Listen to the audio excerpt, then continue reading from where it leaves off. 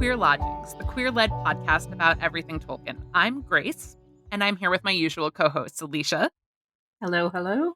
and Leah. Hi, y'all.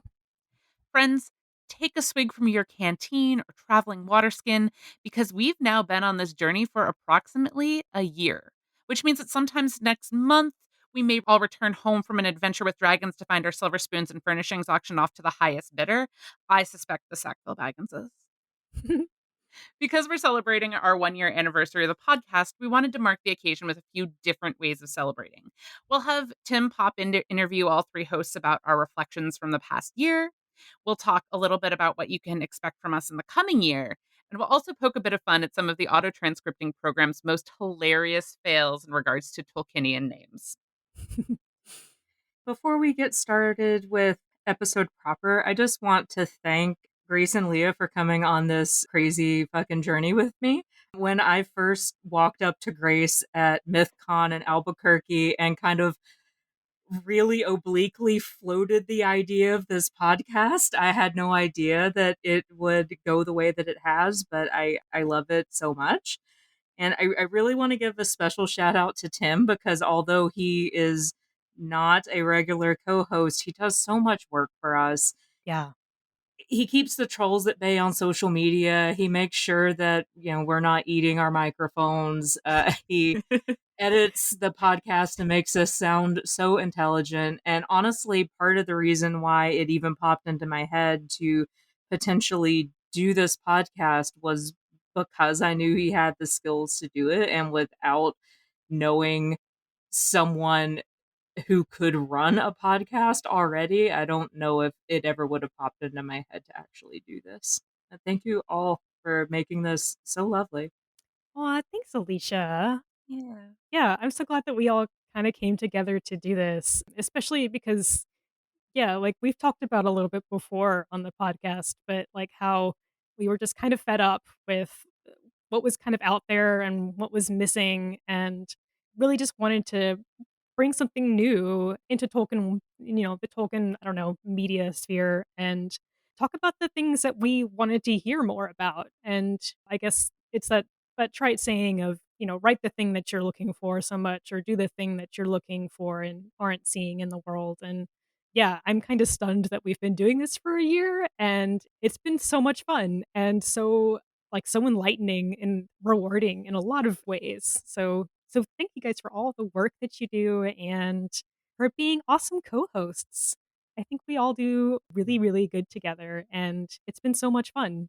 Well, I want to say thank you to Alicia for bringing us all together and like floating this idea and then, making it actually go from the idea stage to the like executable stage. Totally, totally. And it seems bizarre to me that it's actually only been a year sometimes. And sometimes it's like, wow, we have a whole year of episodes. And other times it's like, wait, I've only been sending you guys these ridiculous memes for a year? Like, what? Yeah, exactly. It's very weird to me that I'm like, "Oh, yeah, I feel like I've been doing this forever," and yeah, it's been a year and many, many more to come, I hope. We certainly have enough content to fill out at least Ugh, another year. yeah, Oh, I we think so. have so many goals. My gosh. Yeah. I've had multiple conversations with people where they're like, well, how long's this podcast going to go? And I'm like, I don't know until we run out of gay shit to talk about. So probably never. Yeah, There's always more gay shit around the corner. always. Around the corner there may wait, some gay shit, and you won't have to wait. Okay. I'll keep working on that. An effort was made. I tried. I went off on my own mental tangent on that too. Don't worry. I didn't say it into the microphone because I wasn't being rude and talking over you, but I was off somewhere with my like 5-year-old self or whatever. Uh, I don't know. Do we need to summon Tim? We do need to summon Tim because it is now the point in time for us to like go ahead and reflect on everything that has come thus far and throughout the preceding year. And so Tim is actually going to pop in and take a little bit of like the host and interviewer role for a second, and we get to be the interviewees. Hi, folks. Nice to talk to you all again.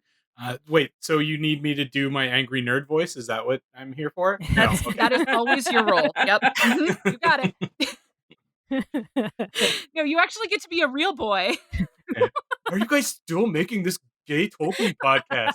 There's no gay stuff in Tolkien. How are you still doing this?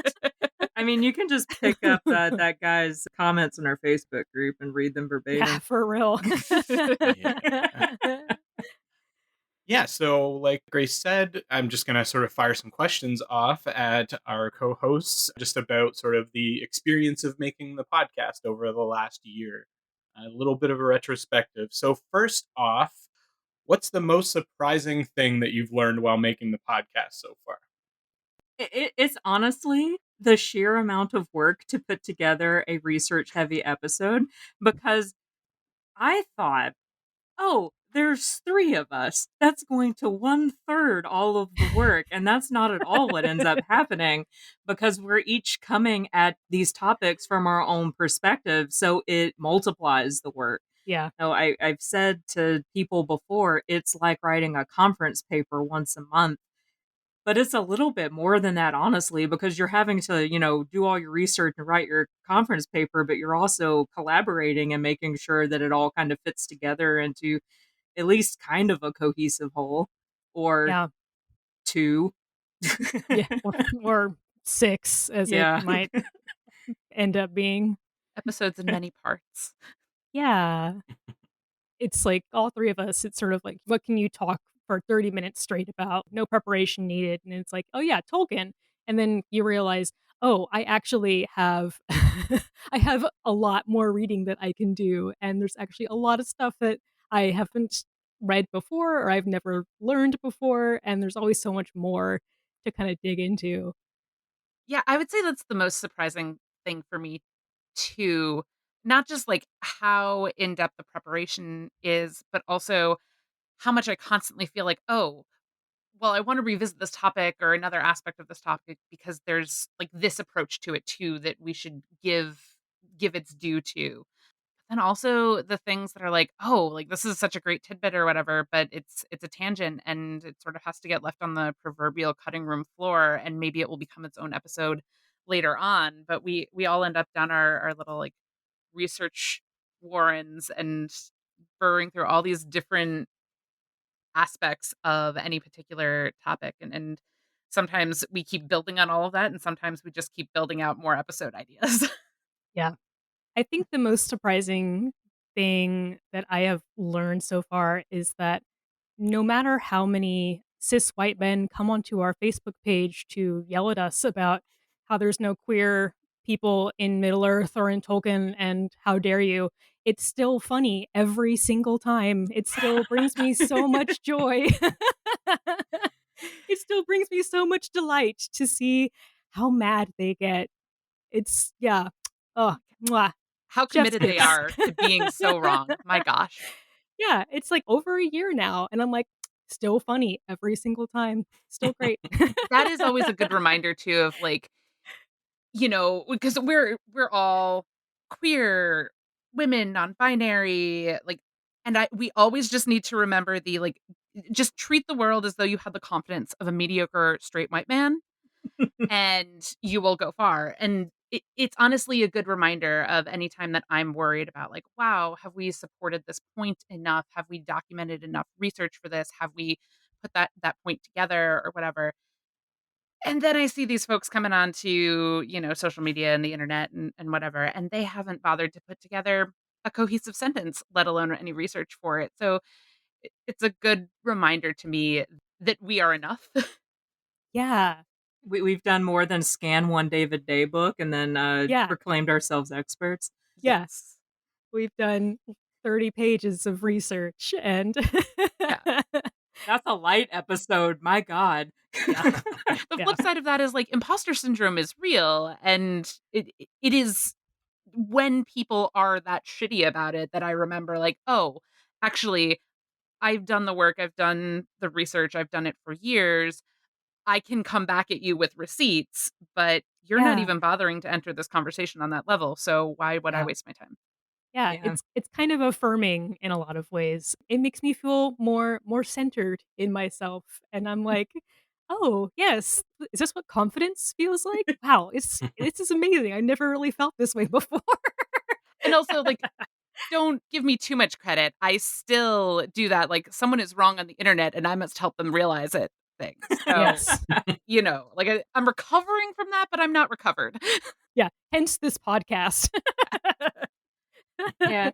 Also, none of the cashew white men, if you don't know that reference, it's a really good meme, who come on our Facebook telling us that we're desecrating Tolkien, none of them have actually gone through the trouble to email us.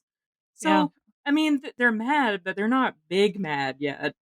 But we do actually get a fair number of emails from people who have been so sweet and given us episode ideas and just told us that what we're doing resonates with them, and that is so great. We just had an email come through who the person was like, I feel like you guys need to hear this because you've been talking a lot about hate you get on the internet. And I we do get a fair amount of hate on the internet.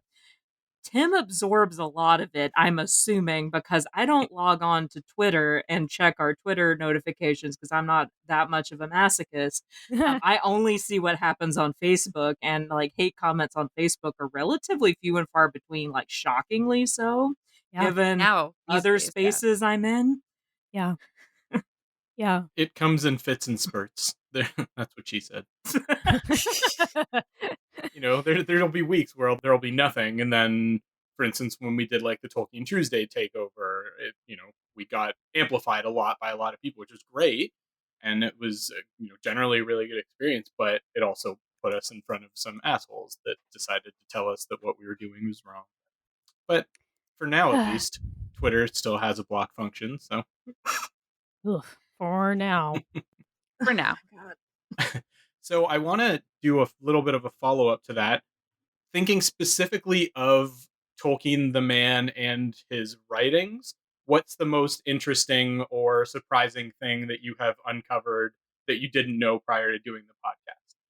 Oh, that's a good question. That he dressed up in drag at least once. That's a good one. That was a good one. Yeah, that he stayed up all night reading W.H. Auden poetry and loved it. I think for me, it's his recommendation of Mary Renault's novels and Yeah. how incredibly just like matter of factly queer there are portrayals of characters in them, and that he recommended these books going like, well, yes, this is, historically valid and everything, and not like, oh, heavens, I must clutch my pearls because how dare the classical world have any sort of queerness in it. I had been given to believe that that's like who Tolkien must be because he's a Catholic, right? And that didn't resonate with my understanding of his writing. And so like finding some of these things going like, yeah, actually, like, the people who want to take him out of his context and say that he must be, like, among the worst of the worst today, just that's not historically grounded. Yeah.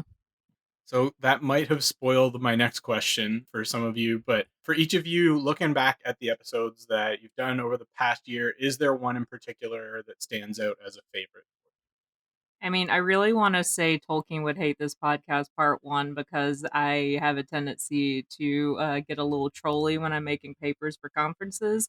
And we've been accused of that in particular being kind of a trolly episode title. But honestly, the one that stands out for me was our first Galadriel episode because it was the first time we really joined together and did what we set out to do with the podcast in terms of doing the research, doing like a good grounded queer reading of a character. And I just also personally really enjoy reading Galadriel as some sort of genderqueer icon.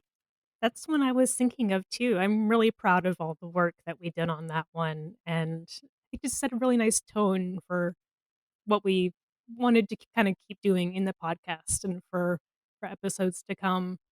I also really enjoyed talking with our first guest, Taylor Driggers. I think that we had a really great conversation, kind of getting into the weeds about some of the troubling sort of these questions of Tolkien's religion and sort of like how much bearing that might have on what we read into him and how much we should be crediting him with our assumptions, I guess. How much we should be thinking about it in a very particular and very sort of rigid way.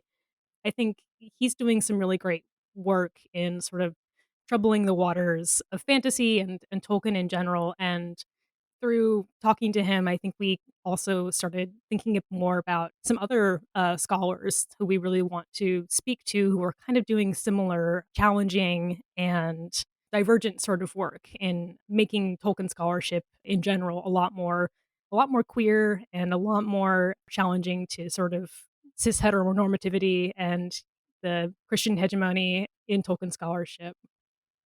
I also love how having Taylor on as a guest like brought me to more of his scholarship. And it tickles me every single time that there's a conference and Taylor is presenting or running a panel or whatever. And I like look in the online attendees or whatever. It's like, oh, every single Queer Lodgings podcast host who is here at this conference is in fact here at this panel. Excellent. Yep. Showing up. Good to see you. Showing up. Yep. Brief shout out to Mythlore for making us aware of Taylor Triggers.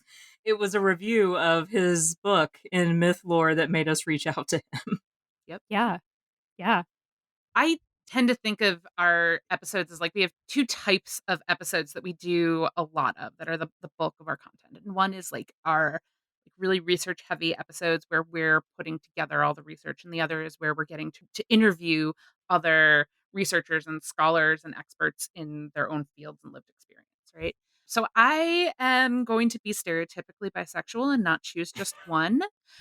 So I'm going to sort of talk about my favorites in either of those. I was going to say like Taylor has a special place in my heart for that episode because he was our first guest and like was very gracious in us like figuring out how to work through the process of having a guest and scheduling a guest and you know interviewing a guest and all of that. So he was a wonderful guinea pig. But our second set of guests was also just particularly special to me. We had Megan Abramson and Maria K. Alberto on to talk about depictions of Fingon in fan art and depictions of Fingon as a Black character. And that was a fantastic episode. And then, like, I knew Megan. I'd already met Megan through like Mythopoeic Society and other places and all that, but I hadn't met Maria before.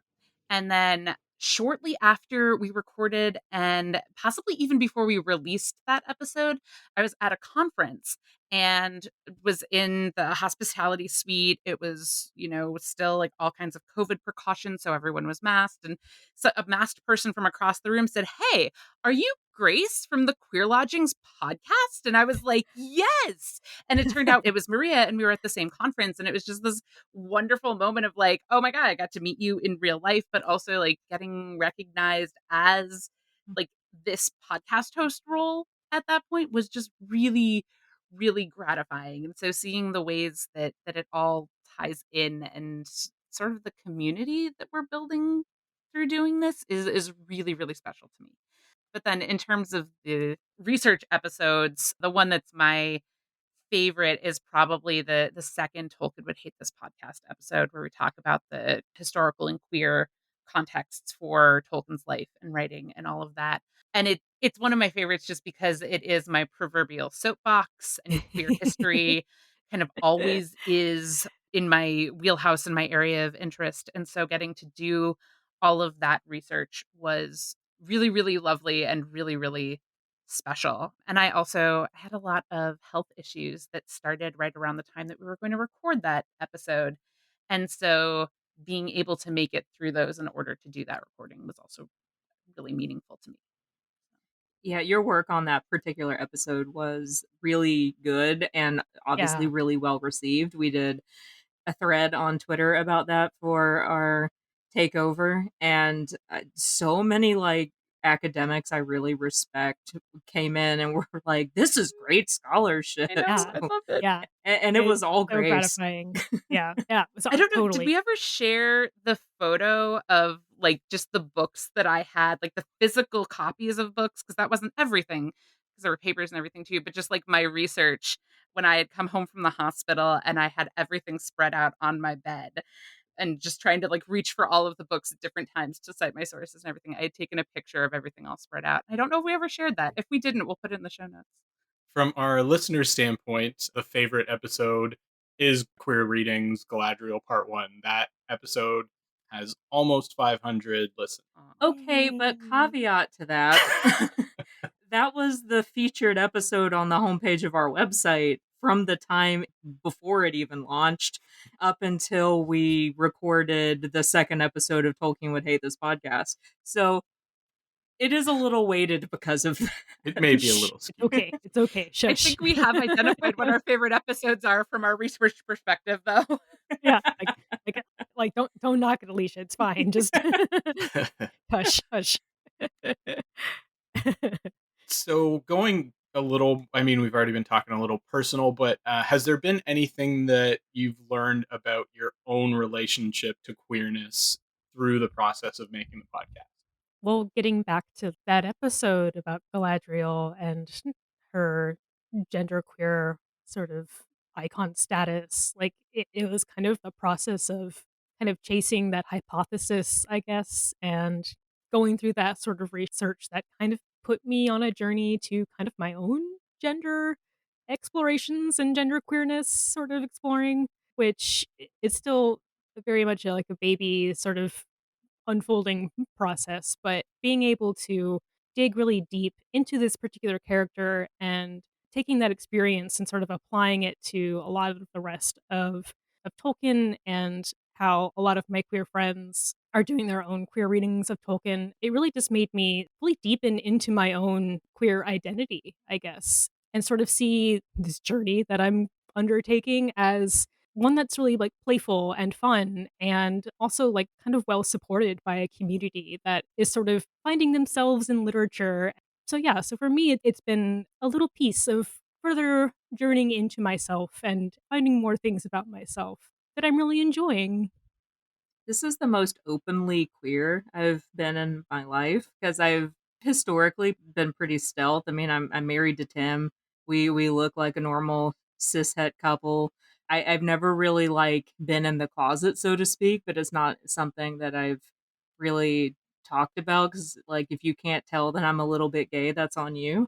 Uh, no, it's been weird to me to fully incorporate like queerness into my identity as a person when I never really have before. But it's Yeah. also been rewarding to do that because, well, it's been rewarding to do that and kind of scary to do that given the current political climate. But it also feels important for me to do that, especially since I'm not incredibly visibly queer. I mean, my purple hair aside. Yeah, co-signed.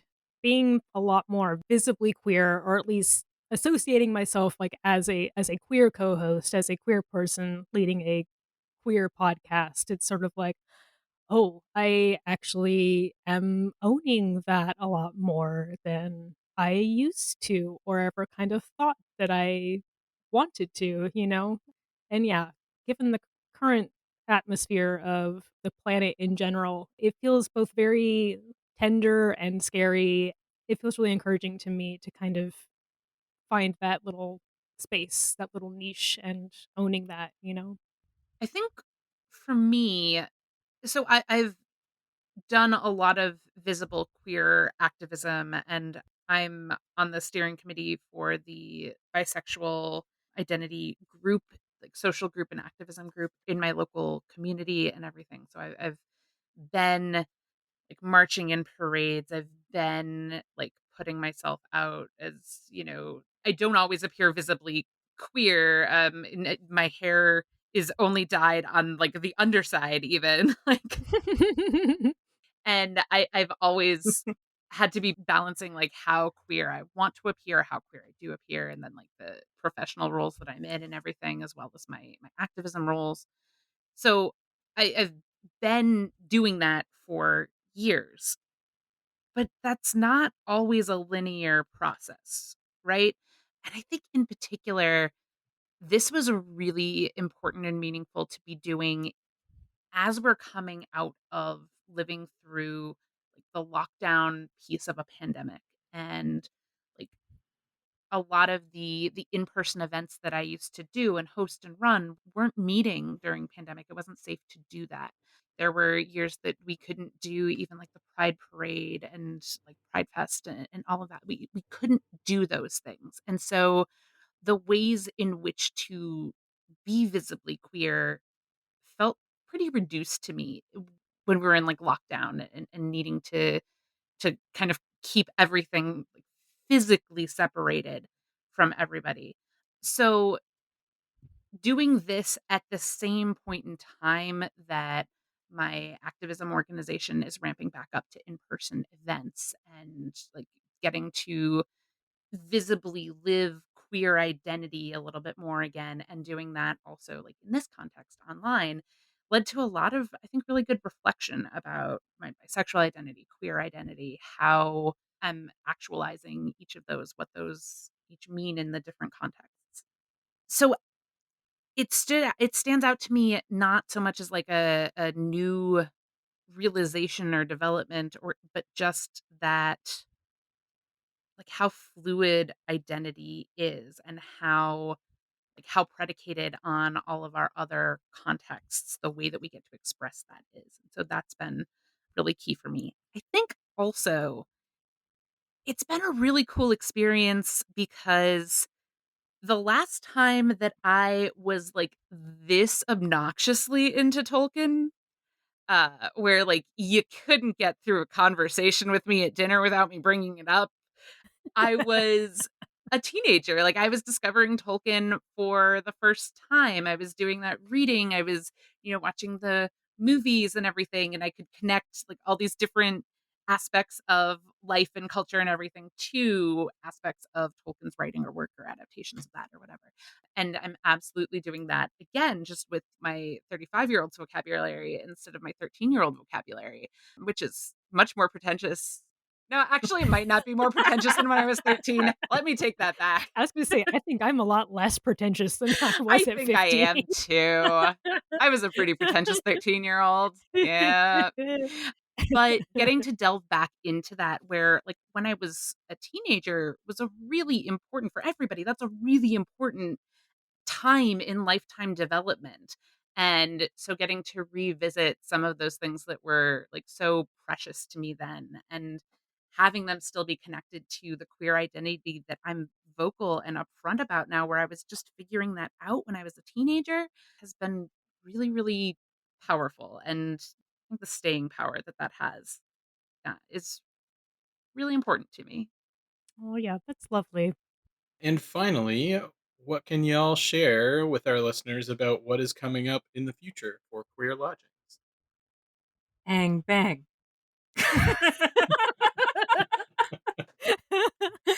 I am very More of excited. that gay shit. More of that Yeah, gay shit. Oh, like yeah. the gayest of gay shit. We're having a couple of our favorite Sauron experts to geek out about Sauron, primarily for me, but I'm dragging Grace and Leah along for the ride. Oh, you're I'm not here for dragging it, Grace. man. Grace is I was right gonna there. And say, honestly, here's the only thing that you might be doing to Grace. You might end up making Grace write Bang Bang fanfic because you did oh get my god. Grace to Oh write my god. silver fisting fanfic. You did get Grace to write silver gifting fanfic. So that one's on you. Yeah. And you may be responsible for more nonsense in the future. And I applaud you for it. You're welcome, world.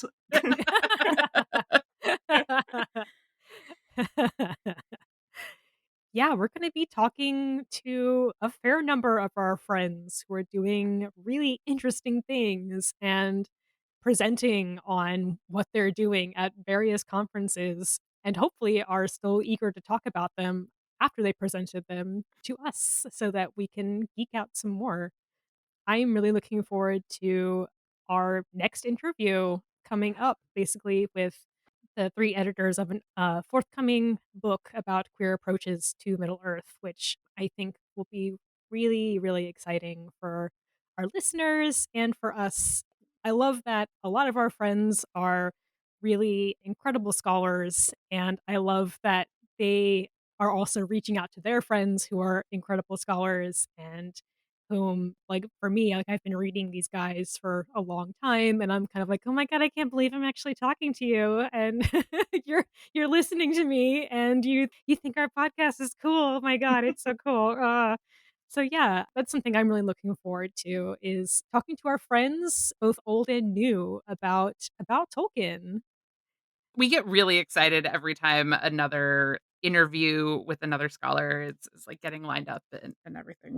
We we definitely fan flail about that a little bit.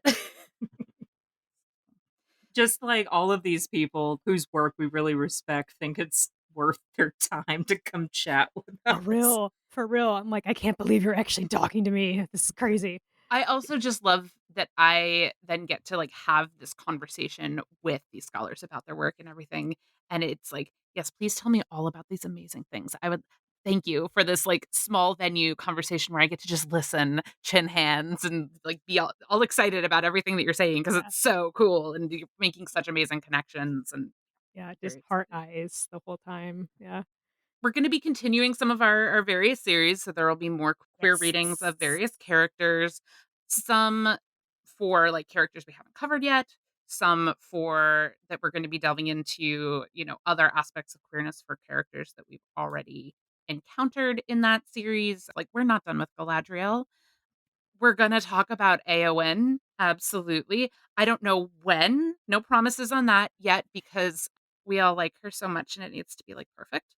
So, but we're gonna Yeah, get and there. we are still working on our Tolkien Would Hate This podcast, Oh, for a yes. couple of different some spicy content your way that I think will be really fun and also really meaty, and one of the reasons why it's might take a minute to get to it is because there's kind of a lot happening in ter there's a lot in there that we are still kind of talking about and kind of figuring out, and I think it'll be very rewarding. Yeah, if you want to have an idea of why it's taking so long, I believe the next episode of that series is about religion. Yep. Yeah, it's just a small topic, you know? It'll be an easy one to tackle, no No problem. biggie. No biggie. Yeah, it's got to be right. Yeah. Yeah. So we're taking a lot of care and effort and research with that, so we're not just gonna, slip something out that we haven't thought through and all that. So we're taking the time with that one. We're also having some fun workshopping the idea of a Horse Girls of Middle Earth episode that we're gonna have a wonderful guest on to talk about there. So we'll have some fun and lighthearted takes on topics and then also some of those, like, really deep and important and heavy ones. So, you know. Yeah. I will say I'm just looking at the episode idea sheet that we all contribute to, and Oh, it has almost 50 items on it, and only a couple of those have been crossed off so far. So there's no shortage of ideas, including this is not the entire topic of this potential episode, but there is mention of Elrond's Loop Kitchen at one point. So stay tuned for Stay that. tuned. What a fun tease. so and some of those ideas, we say episode ideas, and they may end up being series ideas. Like, we're gonna have things to say about them. So Elrond's Loop Kitchen parts 1 through 6. Yeah, honestly, that's what happened with Tolkien Would Hate This podcast. Because when I originally pitched that idea, I was like, let's just make an episode where we refute all of this bullshit that we see on Twitter.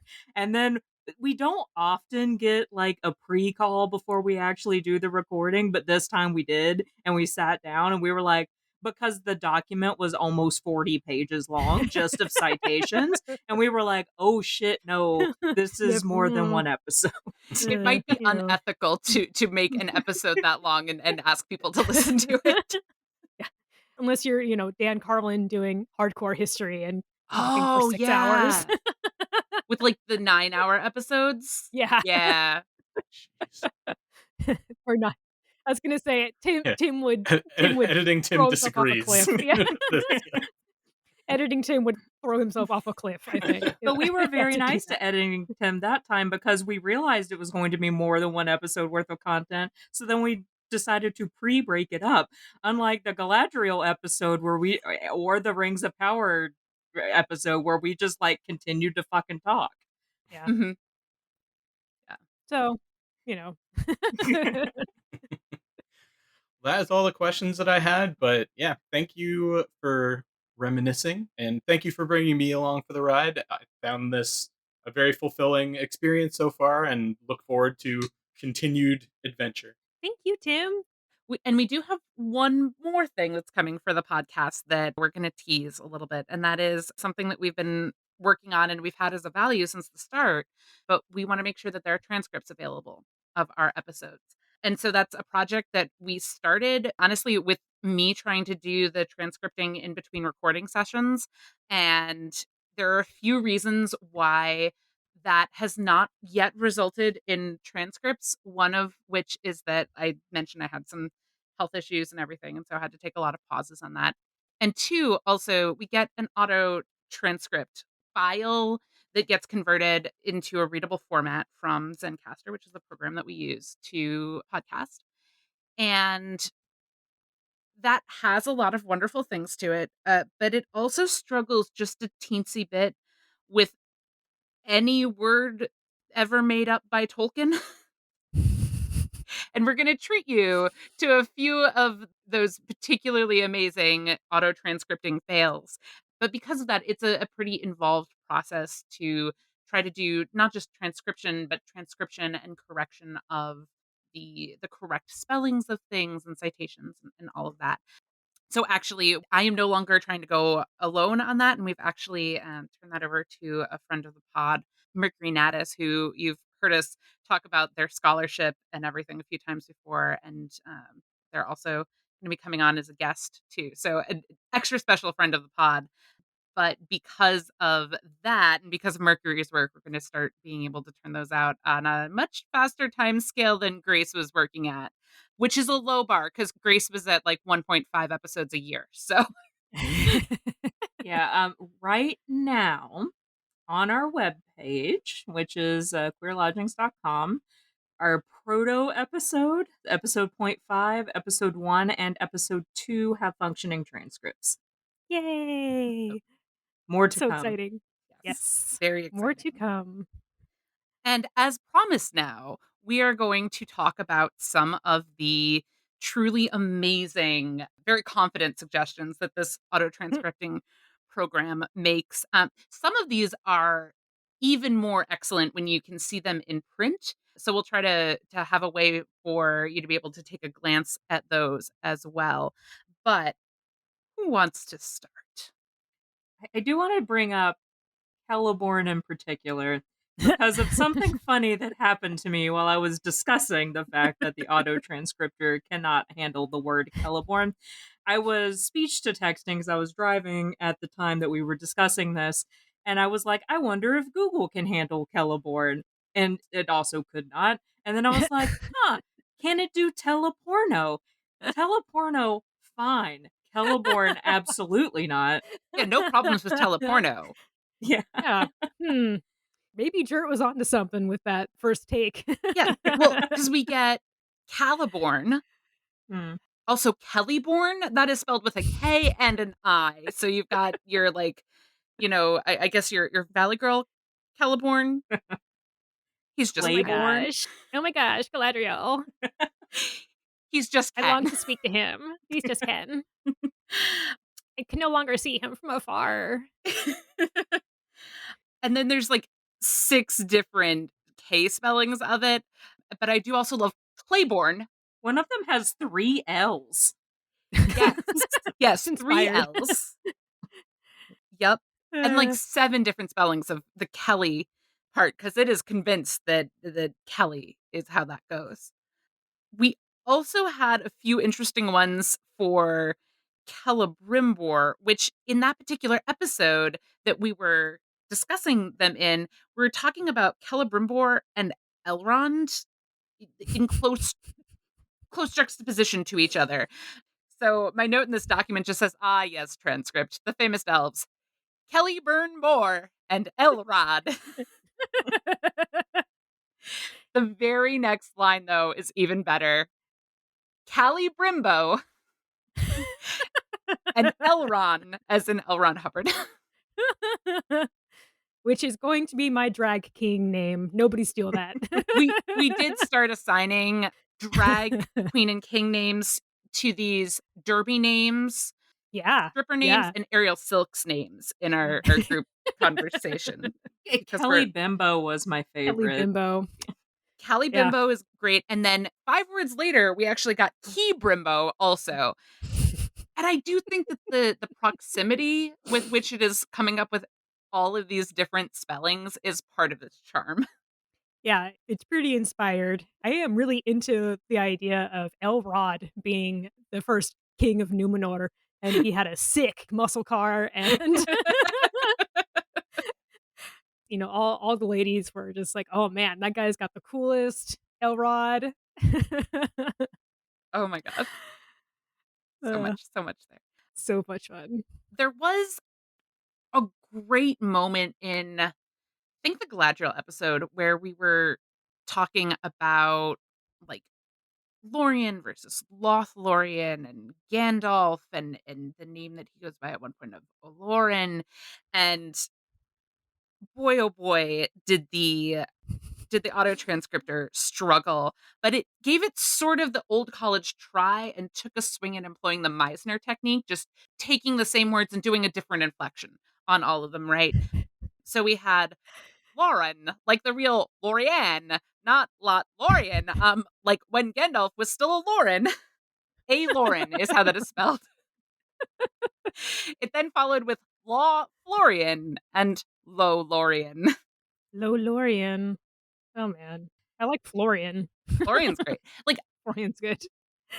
I think that Lorien is really more a character in Pat Rothfuss's like Weisman's Fear and Yeah, Maid right. of the Wind novels. So, we get all the mythopoeic things in here too, Sure. which honestly does remind me of Alicia was trying to say with Thranduil, and the auto-transcriptor read that as chill in Mirkwood, spelled with an E, with Rand Wheel. And I was like, suddenly we are the Wheel of Time adaptation at Amazon. After all, we're just getting all the mythopoeic works in. We're good. We're good. So good. Oh my god. So Rand this is Wheel. an incredibly niche reference, but the whole Lauren thing reminds me, I watched this YouTube channel called The Welsh Twins, and they're hilarious. One of them does skincare and the other one does makeup, and they're like two gay twins. I love them. But so one of their ongoing bits is that they pronounce L'Oreal as Laurel. And I can't help but to think of that during all of the Lauren stuff. There are also some alternate spellings of Gandalf. One has a double L in it, and there's also Gandalf spelled with a PH. So just when he's feeling real fly. God, I know like people who legitimately have spelled Gandalf that way. I've seen It hurts books its where precious. they've spelled Gandalf that way, and I'm like, did you guys read this book? No. I The guess answer the is one no, they thing didn't. to be really grateful for is that the auto-transcriptor does not have the particular quirk of adding in random apostrophes sprinkled throughout words for just a bit of extra spice and Oh, flavor, the way Lord. that, especially for like a good 20 years there, was very common in the fantasy genre, spelling witch with like 3 apostrophes and whatever. So there's one small mercy there, and I don't want to give the thing ideas. Yeah, it's listening. It is. We'll also get to see like a real like sort of recursive thing is like what it comes up with the transcript for us talking about it, transcription errors. Stay tuned. Transception. Transcriptception. Oh my god, this one where it's Aowen, but it's A1 as in the steak sauce. Mm-hmm. That's one of my favorites, I think. Can we get like a graphic edited for that for when we do an AON episode? Yeah. If you can remind me, I will make one. I was gonna say, I think a steak sauce and just going like, "I am no man," or something. It was specifically in the context of stating, like, the idea of Eowyn as being genderqueer. So what it did actually read out, like, in the transcript was the suggestion that A1 steak sauce is genderqueer. And I'm not sure that that's valid, but let's take it. Let's make that a thing. Hey, man, Bud Light tried to be. Oh my god. If you take away their Bud Light and their A1, what are And they they're gonna A1. do? I said this before, like, they can't even have saltines because saltines are, I believe, a Nabisco brand, which has also put forward, like, queer pandering things For at rainbow Pride Month shit, time. yeah. So, it's a very bland life for the bigots out there. One other that I do wanna make sure that we mention is that Numenor, it spells as new manure. Which, that could be some fun commentary on how Numenor, looks to perhaps the native peoples of Middle Earth. Yeah. I grew up in upstate New York in farm country, like dairy farm, like sweet corn and apples, right? So just that particular decision on the part of the auto transcriptor just comes with an olfactory sense memory for me every time I see it. Oh, fair enough. Also, one piece of commentary that I had here, every time we talk about ships, like shipping two characters together, the program is certain that we mean chips, as in like crisps. And my commentary after that was, who's to say that's wrong? Silver fisting is a snack, spelled with two C's. Agreed. These auto transcripting fails all come from the transcripts that are already up on our website. So we're only like 3 or 4 episodes in. Sure. I really enjoyed that old story about good old Photo and Bilbo and their time at developing at the 1-hour photo store Walgreens or whatever. at Walgreens, yeah, at the Rite Aid.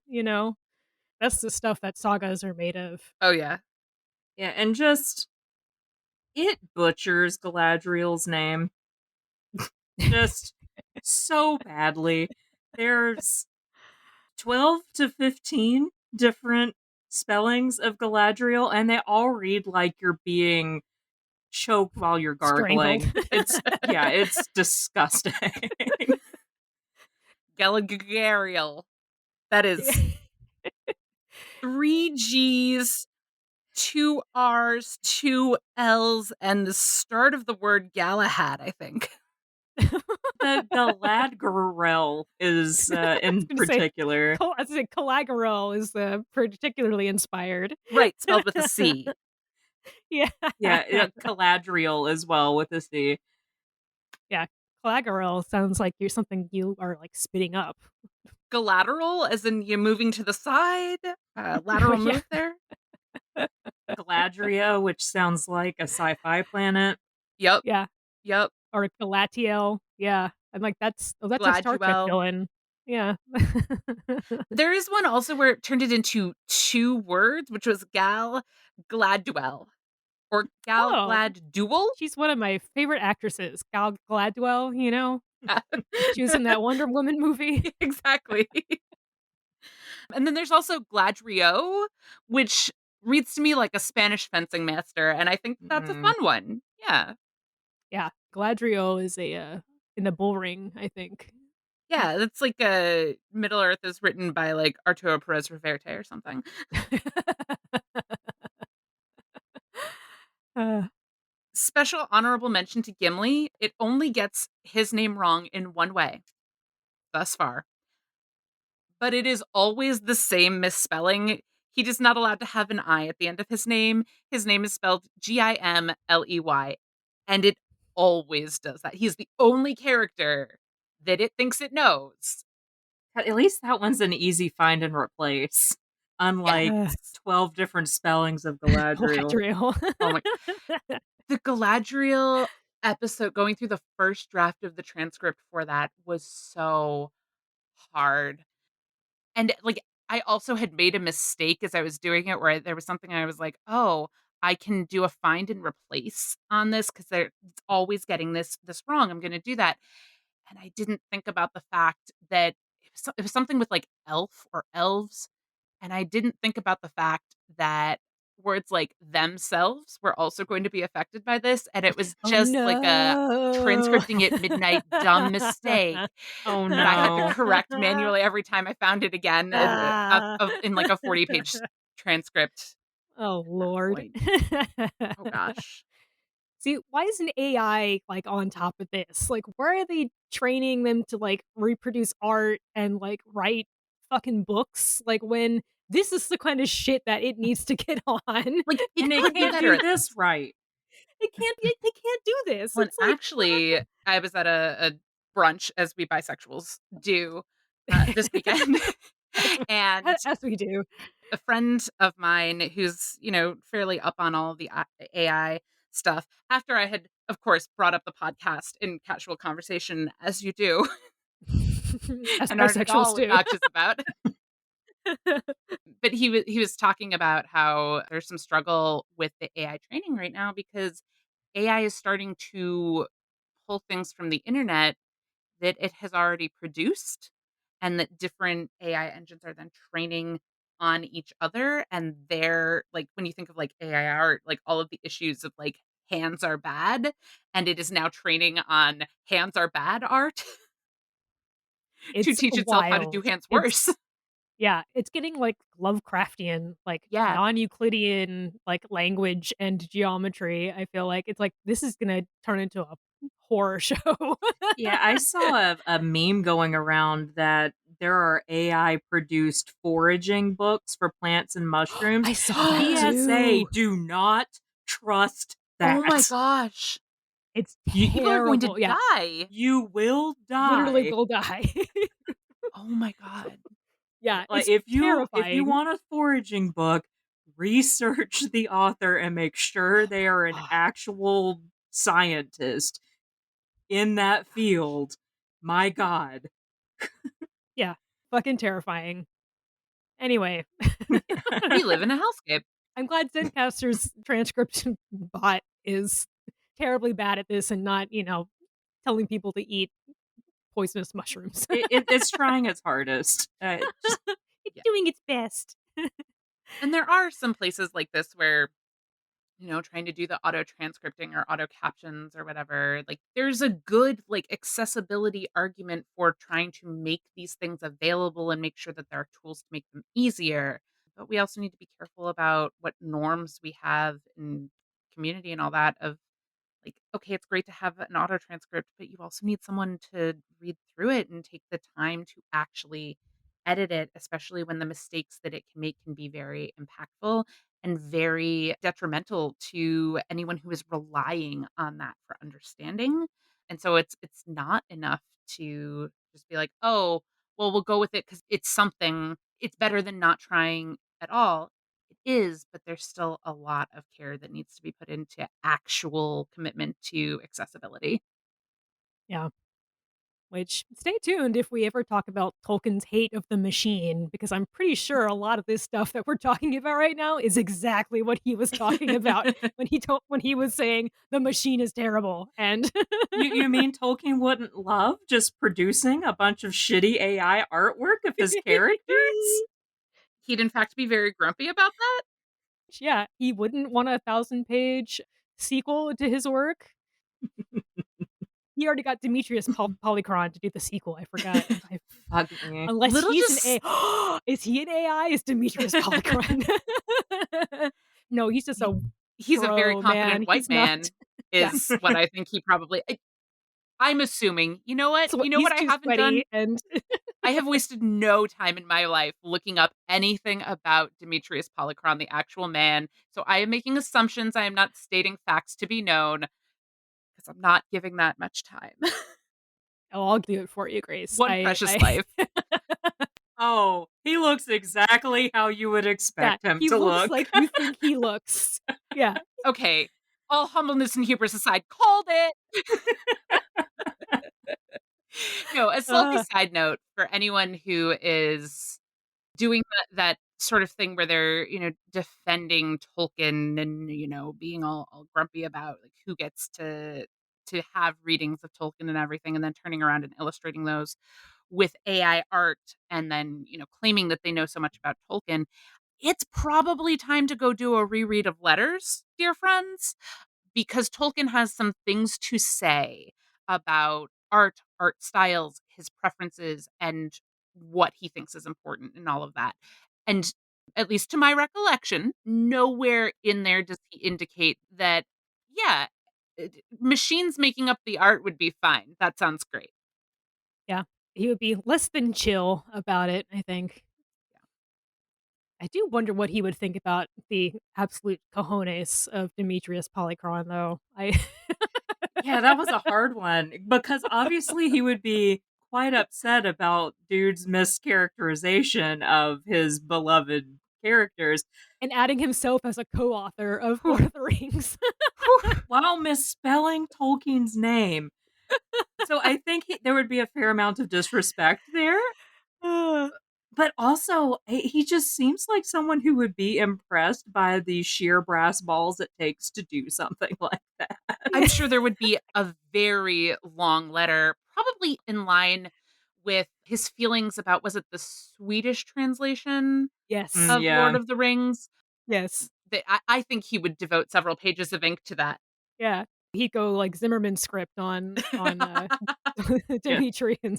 He would read it. Yeah. He would read He it. would read it and slice it apart with surgical precision. Oh, yeah. Yeah. Beautiful. Which listeners, if you want to hear us do some readings from King Demetrius, Shut up. I'm gonna make this happen. I'm going to make this happen.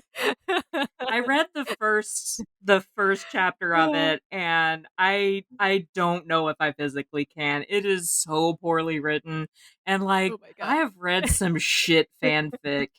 I've read real good fanfic too, but I have read some shit fanfic, and it is on par. It's almost my immortal bad. Oh my God. Oh my God. Yeah. Listeners, please write in to convince Alicia to let me do this. We're just going to end up with an episode of like Leah giving us summarizations and little quotes, and Alicia and I just dying. Just souls leaving our bodies. Oh my God. Yeah. It'd be so good. So amazing. Maybe when we set up this Patreon, that's a backing level where we just have shit book club with Leah. Oh man, that means I was gonna say that's where I can put my comparing and contrasting shitty Christian readings of Tolkien that are basically just people trying to evangelize via Tolkien. Shitty Tolkien books with Leah. All of our listeners who are just have like the little touch of sadism in them and want to pay for our pain. Maybe it'll be possible.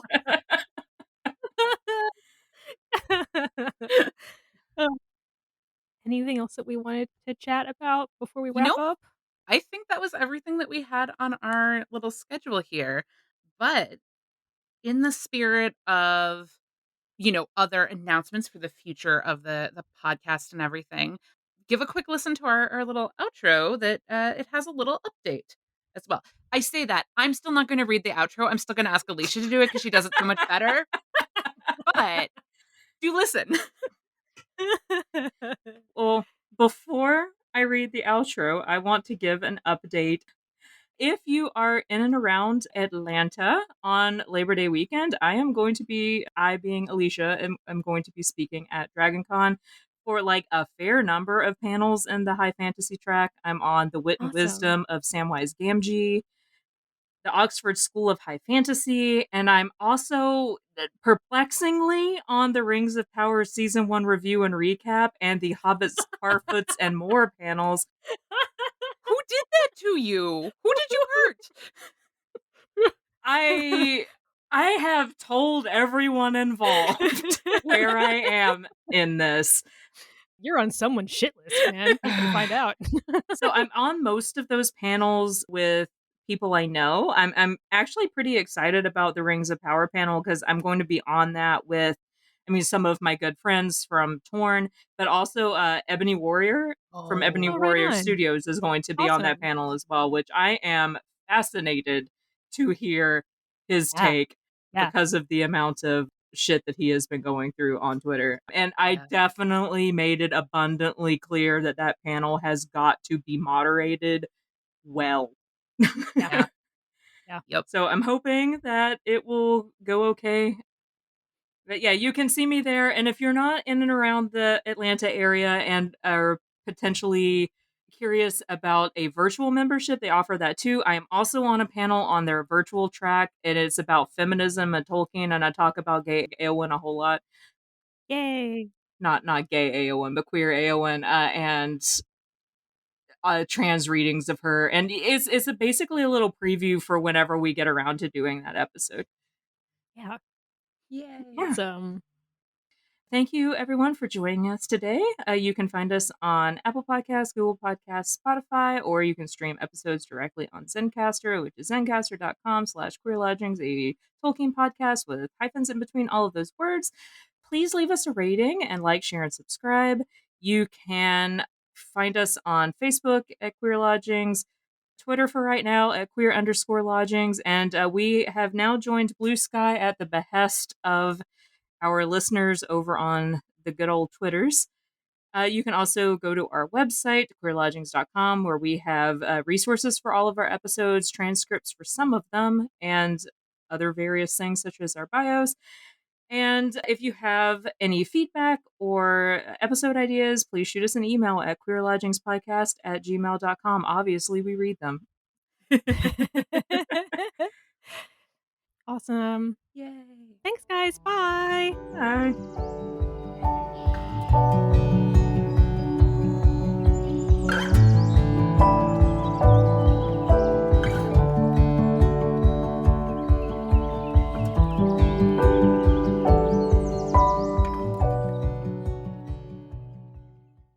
Anything else? Yeah, my computer's not plugged in. Oh, that would be exciting. Grace just disappeared. Well, Just like you guys all just got very, very, very dim, and I was like, "What the fuck?" fading into Now the you're back to your usual vibrant selves. There we go.